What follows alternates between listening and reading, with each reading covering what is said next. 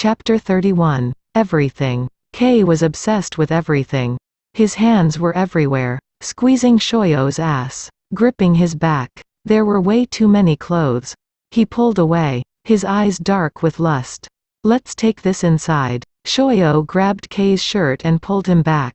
He worked his way over to Kei's ear, kissing his cheek, his jaw, his neck. He ran his tongue over his ear. You need to be sure. Are you sure? Because I can't hold back everything I feel for you anymore. You'll have all of me after this. Kei's body was on fire. And Shoyo whispering in his ear was making him crazy with lust. He wanted him naked. He wanted to taste him and know what he sounded like when he came. He wanted to make up for all the times he didn't tell him how funny and sexy he was. He wanted to own Shoyo Hinata's heart. God, yes, I'm sure. Shoyo grabbed the bottle of wine off the table and put out his hand. Let's go. Kei was pushed up against a wall, his clothing slowly being stripped from his body. His chest was heaving. His eyes were tracking Shoyo's every move. It would happen soon. Shoyo's mouth would be on his. He ran his fingers into Shoyo's hair and closed his eyes, pressing closer, needing more pressure. He'd imagined this so many times. The things Shoyo's mouth would do. His tongue, flicking and sucking. His warm hands gripping his waist.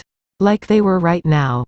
Kei needed them lower. He took Shoyo's hands and placed them on his ass. Yes, that was better. Shoyo urged Kei to turn around and face the wall. Kei gasped when he felt the bite on his shoulder. Shoyo's hands reached around and caressed Kei's chest as he sucked on the spot he'd just bitten. I need to see you. He pulled Shoyo's shirt over his head and tossed it aside. Then unzipped his pants. Shoyo stepped out of them. Kei couldn't take it anymore. His fingers trailed down Shoyo's chest and over taut nipples. Shoyo took Kei's hand and led him to the bed. He urged Kei onto the bed and straddled his hips, putting them in the same position they were in when they shot the love scene. I should finish what I started. He kissed Kei soundly and then worked his way down his body, kissing and sucking as he went. Kei pushed himself up onto his elbows, needing to watch Shoyo's every move. Just before he got to the edge of Kei's boxers, Shoyo looked up and gave him a sly grin. You want this so bad, don't you? Kei nodded. Ever since that day. Shoyo ran his tongue over the briefs and looked at Kei again. Me too. He sat up. But I really should take these off. Kei lifted his hips so Shoyo could slide his boxers off. Wow. Kei breathed out slowly as Shoyo ran his hands down the full length of his manhood. His eyes shuttered close at the touch. When he opened them again, Shoyo was staring at him. I love you, Kei. He didn't wait for a reply. He bent over and wrapped his arms around Kei's legs as he took his first taste. Kei fell back on the bed, unable to hold himself up on his elbows anymore. Shoyo took his time, tasting every part of Kei. When Kei started to shudder, Shoyo grabbed for his hand and held it tightly. Kei was on the verge. He was grabbing at the sheets with one hand and squeezing Shoyo's hand so tight he was leaving fingernail marks. He came with a force he'd never known before. It was explosive and loud and he would have felt embarrassed. Except Shoyo didn't give him time to think about it. He was on Kei, holding his face and looking into his eyes as his breathing calmed down. He kissed Kei's forehead, his nose, his lips, his chin. That was amazing. Kei cupped his cheek. He wouldn't wait another second to touch Shoyo everywhere he'd fantasized about. He wanted inside. He wanted to feel Shoyo's warmth. Taste it. Get lost in it. And he wanted it now. My turn. Did it really happen? Shoyo glanced behind him, just to make sure, beyond the white linen curtains that were gently blowing in the breeze. He could see Kei lying naked in bed, still fast asleep. Yes, it really happened. They'd made love. He turned back around and relaxed into the patio chair, taking in the early morning air.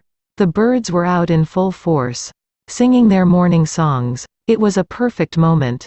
One that Shoyo wanted to burn into his memory and hold close forever. His heart felt almost full again. There was still an emptiness from losing his father that would never go away. But he'd been down this road before. He knew the pain would fade and life would go on. Just like it had after he'd lost his mother. The difference between today and yesterday was that he felt excitement for the future. He wanted a future with Kei. And it was definitely looking good on that front. Hey. Shoyo turned around and grinned from ear to ear. Hey. Kei was lying on his stomach. Propped up on his elbows. Looking all sexy with his messy blonde hair and rosy cheeks. Should I get up or are you coming back to bed? Shoyo stood up. Oh, I'm definitely coming back to bed. He walked back into the room and untied his robe. Letting it fall away behind him. He pushed Kei onto his back and laid on top of him.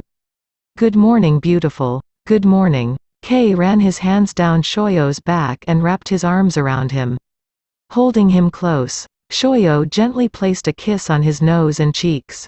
Any regrets? Only that I didn't stop you from going off with Tobio that night in New York. I knew what I wanted and I should have shown more courage. Me? You wanted me? Shoyo teased. I wanted to be the one you leaned on. I wanted you to need me, not him. You. Shoyo ran his finger over Kei's soft lips. Are everything to me. Kei rolled them onto their sides and possessively wrapped his leg around Shoyo. His eyes raked over Shoyo's body. His hand gently running up and down his torso. It was everything I imagined it would be. Sex with a man? Sex. With you. His hand came to rest over Shoyo's belly button. You're everything to me too. You know, so you're not upset that you won't be able to sow your wild oats? Kei pulled back. What? Oh, come on. I know you fantasized about dating LA's finest. Kei rested his hand on Shoyo's cheek. I'm going to. He's lying right here with me. Shoyo squeezed his eyes shut. Fighting back the tears. That was a really good answer. Honey. Kei leaned in and gently kissed his lips. Look at me. Shoyo opened his eyes. Kei wiped away a tear that was making its way down his cheek. What can I say or do to make you believe I want this as much as you do? Shoyo took Kei's hand in his and kissed it. I don't know. I guess I just need some time to let it sink in. You know, that it's real. That your words and your kisses are real. And that you won't regret not dating Gene Strong. Oh God. Kei held Shoyo's face, forcing him to look him in the eye. That's what you're worried about? Shoyo hated feeling this insecure. He wanted to be strong and confident. But it worried him that Kei had an obvious crush on someone else. Kind of, he said under his breath. What if I shout it to the world that I want to date you and only you? And what if from now on, I always introduce you as my boyfriend? Would that help? You would have anyway. That was the plan. Kei's hand slid lower. This wasn't part of the plan. No, it wasn't. Shoyo's hips bucked. Kei entered the warmth with 2 fingers. And this wasn't part of the plan. No. Shoyo's eyes shuttered close. Definitely not. Kei pushed in a little deeper. Oh, God. Shoyo needed this. For Kei to be deep inside him. He needed the connection. And he didn't mind begging. Fuck me, Kei. Please. They changed positions. Kei trailed kisses on Shoyo's back before entering him. Tell me. Kei urged as he pushed in harder. Tell me you know this is real. That this is us. Not a contract. Not a sham. Shoyo pushed his hips back. He wanted to feel Kei in his very core. He wanted to become one with him and create a bond that would never break. I know. Kei didn't stop. Not until Shoyo was writhing underneath him. Not until Shoyo shouting Kei's name echoed in the room as he climaxed. Only then did Kei slowly remove himself and wrap his arms around Shoyo. Burying his face in his hair. God. I love you. I love you so much. And I love saying it out loud.